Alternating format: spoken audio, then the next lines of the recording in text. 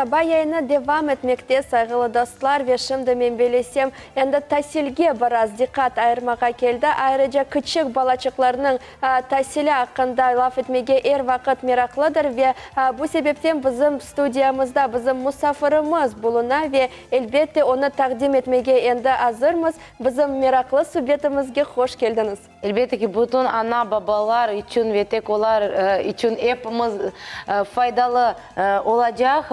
Mutlaka hasarlı dostlar bizim sübyetimizge buyurun stüdyamızın musafiri Dilara Hanım Gafarova, Avrora adlı bala bahçesinin müdürü, Rusya Federasyası'nın umumi tahsilinin fahri hadimi. Selam алейкум. Hoş geldiniz. Как настроение, как начинается обычно ваше утро, Диlara Hanım? Настроение, конечно же, хорошее, потому что весна, а весна всегда вселяет новые надежды на исполнение новых заветных желаний. А рабочий день у меня всегда начинается с встреч родителей. Потому что у меня такое правило, я всегда выхожу к центральному входу, родители ведут детей, я стою здороваюсь, спрашиваю так же, как и вы, каждое утро, как настроение, как дела. И если у кого-то возникают какие-то вопросы, я пытаюсь даже в этот короткий период в утренний помочь им ответить чем-то. Вот такое.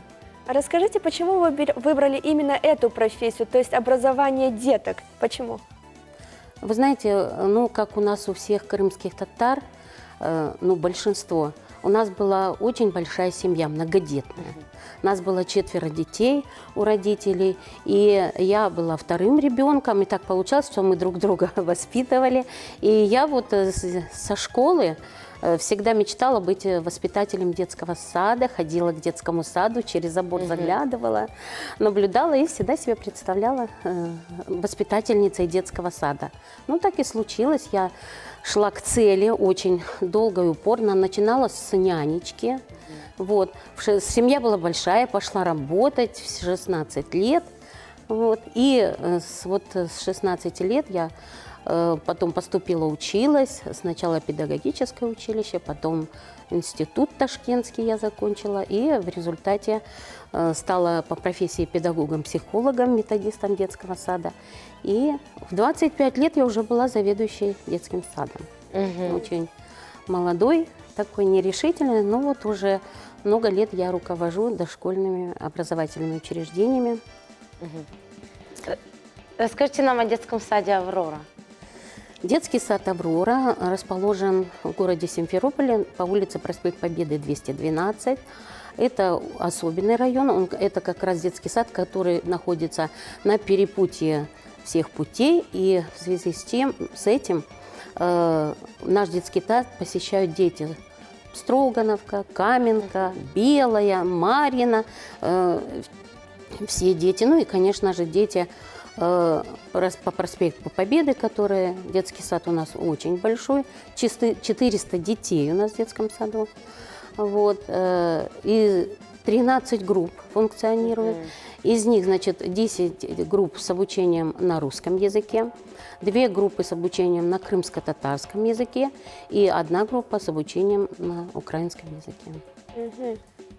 65 человек сотрудников, из них 23 педагога. Коллектив многонациональный, но, правда, опять же, вот по этой причине, что детский сад находится на перепутье, конечно, более 50% это сотрудники крымско-татарской национальности. Вот, и дети также, 47% детей, дети крымско-татарской национальности. И что интересно, да, дети крымско-татарской национальности обучаются как и в группах украинских есть, в крымско-татарских и в русских группах есть. Вот это для меня особо интересно. А вот о группах с крымско-татарским языком обучения вы сказали, много ли деток ходят в такие группы? Да, ну вот на сегодняшний день это 2 группы по 30 человек. Вот. Значит, в 2014 году я из материка переехала сюда, чтобы посоединиться с семьей со своей. Я была в городе Новороссийске руководителем. И министр образования меня пригласила, и сразу меня назначили заведующей в этом саду. И я была очень удивлена, когда я пришла и увидела, что существует группа с крымско-татарским языком смешанная. То есть там находились дети с 2 до 7 лет. Это было нарушение прав детей, потому что не могут дети с 2 до 7 лет обучаться по одной программе. А воспитателю физически она не могла одновременно проводить педпроцесс и с детьми 2 лет, и с 7-летками. И, конечно же, первой моей задачей было разделить детей по возрастам, чтобы обеспечить исполнение их законных прав на образование.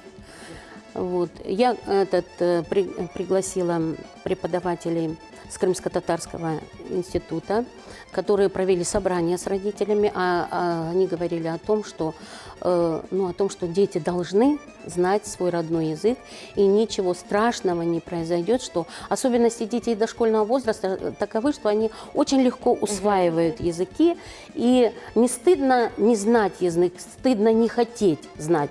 Вот я всегда говорю это всем и своим сотрудникам.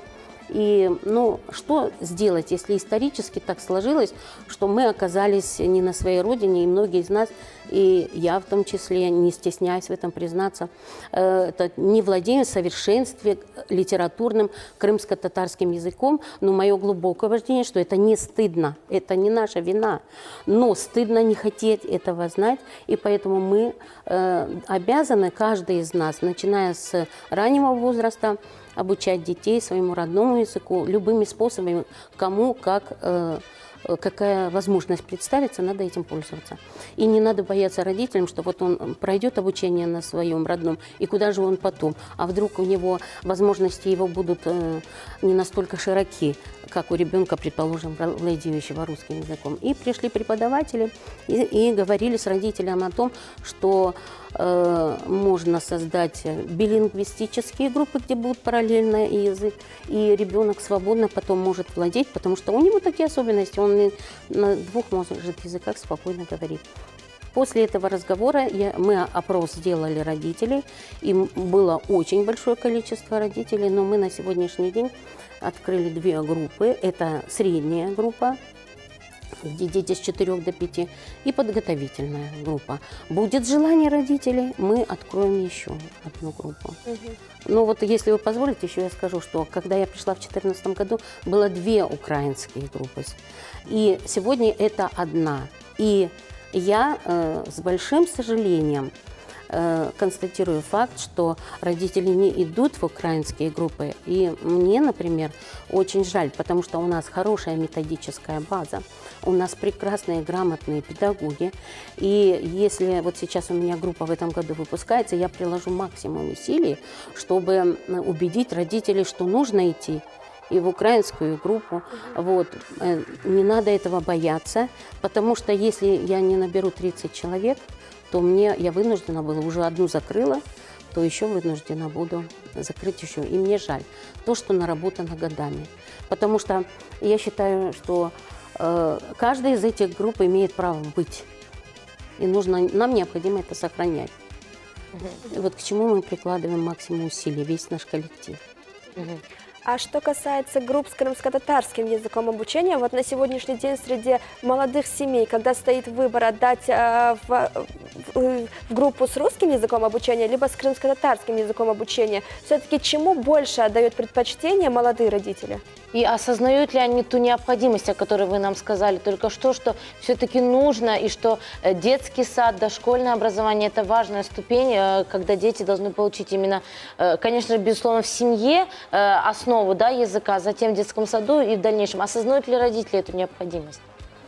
Вы знаете, вот ребенок рождается, он же не знает, что есть другие нации, не думает никогда ребенок о том, что кто-то плохой, кто-то хороший. Ведь все идет из семьи и от родителей. И вы правильно говорите, какова позиция родителей, и этот отпечаток ляжет на всю жизнь ребенка и в дальнейшем. И поэтому наша задача, нашего коллектива, прежде всего педагогов, проводить работу не только с детьми, но и с родителями.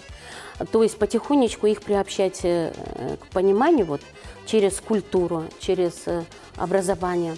И поэтому мы проводим большую работу, беседы с родителями, с детьми. И вот на ваш вопрос я отвечу, что да, молодые семьи прекрасно понимают, что они не могут дать ребенку образование на крымско-татарском языке, и они хотят, чтобы хотя бы на бытовом уровне просто, например, дальнейшее не обучаться, но свободно говорить и понимать родную речь. И да, вот эта тенденция есть, и многие родители, ну практически все хотят этого, да. Единицы, вот просто единицы, которые говорят, у нас с этим нет проблем, мы свободно говорим, дома все общаемся, мы пойдем в группу с обучением. Ну, это право родителей на выбор языка обучения. Достаточно ли сегодня методическая база сильна для развития таких национальных групп? То есть хватает ли нужной литературы, литературы не только для обучения детей, а литературы для самообразования педагогов? Спасибо вам за вопрос. Конечно, для нас это очень важная и больная тема. Потому что, да, на сегодняшний день появились программы для обучения детей крымско-татарскому языку, но для нас этого недостаточно, потому что еще необходимо методическое обеспечение, необходимо много книг, литературы. Вот очень много, например, у нас у крымско-татарского народа детских песен, да, и стихов. Но вот нам, например, недостаточно, потому что не всегда эти песни подходят для детей дошкольного возраста. В каком плане? Потому что у нас же детки с 2 до 7 лет, и каждому возрасту нужны свои особенности. Предположим, дыхание ребенка не позволяет ему спеть песню 2-летнего, ту, которую спел бы спокойно ребенок 7 лет. И вы знаете, у меня такой творческий педагогический коллектив, вот, что, например, музработники что делают, находят какой выход? Ну, конечно, используют наши национальные песни, но берут какие-то песни для детей, такие легенькие, маленькие песенки для детей 2-3-летнего возраста и переводят их на крымско-татарский язык и изучают с детьми. Вот. То есть литературы, методического материала недостаточно, хочется больше, но и здесь очень важную роль играет, конечно, не безразличный, умный, грамотный педагогический коллектив. Мы видим, что вы к нам сегодня не с пустыми руками пришли, а у вас очень интересная грамота. Расскажите подробнее. Вот я, значит, специально принесла, потому что это наша гордость. В 2016 году в городе в Ялте проходил Всероссийский педагогический форум. И наш коллектив на этот форум представил свой проект, который назывался «Наш общий дом. Республика Крым». В этом проекте мы выступали и представили свой опыт работы, небольшой, но это проект, то есть у нас еще и в перспективе есть какие-то планы о поликультурном образовании. Мы рассказали о том, какие у нас группы, какие у нас планы. Вот. И наш проект выиграл. Мы получили гран-при, заняли первое место, получили гран-при, денежный приз мы получили. И это конкурс назывался «Серебряная сова». Вот, и это наша гордость, потому что вот этот опыт, который мы представили, взяли на вооружение другие дошкольные учреждения, надеюсь, возьмут и будут использовать. В этом проекте мы показали, что у нас существует недели национальных культур. Да. Вот, например, маленький пример. Осенью у нас шли недели русской национальной культуры. И зимой шли недели украинской культуры. А вот сейчас, весной, шли недели, была крымско-татарской культуры, и завершилась она праздником Хадырлез. Вот. И я что хочу сказать, чем интересен. Значит, русские, например, или украинские группы, чья неделя, они готовят все, начиная от помещения, оборудуют под национальный колорит. Потом готовят песни, танцы, угощения. И дети из других групп, из украинских, крымско-татарских, приходят в гости. Они не только видят и слышат, и пробуют, изучают, знакомятся, и дети понимают. Во-первых, происходит что? Ребенок понимает, я кто. Я кто? Я крымский татарин. А крымский татарин это что? Это почему я вот крымский татарин, а этот русский, а этот украинец? И когда он познает культуру другого народа, он тогда понимает свою идентичность. Вот. И вы знаете, мы заметили, что очень высокий интерес детей. У них нет агрессии друг к другу. Они уважают, любят. Вот очень интересно, когда, например, я иду по коридору утром, да, а мне идут навстречу, и дети украинской группы «Доброго ранку», да, говорят, «Селям алейкум», крымские татары, русские дети «Здравствуйте». И они все, вот все дети всего сада, они вот хотя бы элементарные вот эти вещи, они знают, независимо от национальной принадлежности. Потом все идут в зал. И крымские татары, дети, приглашают детей русских, и они играют в игры татарские, песни слушают, стихи читают. Точно так же у нас, например, есть дни, мы стараемся во всех видах деятельности, во всех видах. Если физкультура идет, значит, там мы обучаем русским играм, украинским и татарским. Если это музыка, точно так же знакомим детей с музыкой всех народов. Если это прикладное искусство, то, значит, дети изучают орнаменты, узоры, лепку всех народов. И вот я считаю, что это способствует, во-первых, тому, что, как я уже сказала, понять ребенку, что, кто я и почему я крымский татарин, почему я ношу такое гордое имя, да, и кто рядом со мной человек. Это такой же ребенок, такой же человек, который так же, как я, достоин уважения, любви и понимания. То есть с такого малого возраста уже идет осознание, что идентичности каждого народа. Диляр, ну, как вы сами уже выше сказали, что участие родителей немаловажно. Вот во всех этих мероприятиях, которые вы перечислили, родители принимают активную часть? Насколько они вовлечены в этот процесс подготовки? Помогают ли они вам и, соответственно, деткам? Да, большое, потому что без них бы мы ничего не могли бы. Родители, мы это единое целое. Очень интересно было, когда мы решили создать музей национальных культур. И, конечно же, вот как мы без родителей? Обратились все к родителям. У кого что есть в сундуках, доставайте, несите, пожалуйста. И вот здесь проявились вот все, независимо от национальности, все. Каждому хотелось в музей принести свою частичку. Вот. И мы сделали так, что вот одна большая комната, один уголок, там русский уголок, другой уголок украинский, и третий, там, предположим, крымско-татарский. И у нас, вы представляете, есть такие предметы, ну, которым по 100 лет. Кувшины несли, дегермен, ножницы какие-то. Одним ножницам 200 лет, я аж удивилась. Какие-то предметы родители дарят, безвозмездно оставляют, а какие-то дают на время. Это все равно хорошо, потому что мы хотя бы показываем детям, знакомим, ну и потом они заберут. И что интересно, когда находится ребенок в этой комнате, он не только может внимательно посмотреть и изучить, но сравнить. А вот в чем похоже, а в чем разница, да? И понять, что вообще-то, в принципе, все похоже и одинаковое. Просто есть небольшие особенности. Диляр Ханум, что бы вы хотели пожелать нашим телезрителям вот, к концу нашей беседы? Ну, конечно же, прежде всего, любите своих детей. А любовь выражается в заботе и во внимании.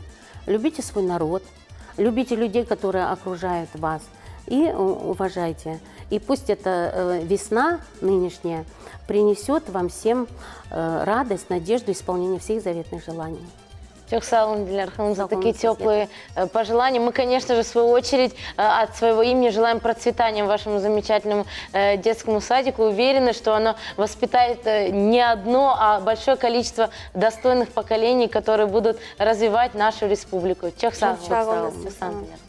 Сайгылы достар, біз девам етеміз, бізден айрылмаңыз, шымды есе сіздің диққатыңызға біздің Невбетте Лев Хамыз.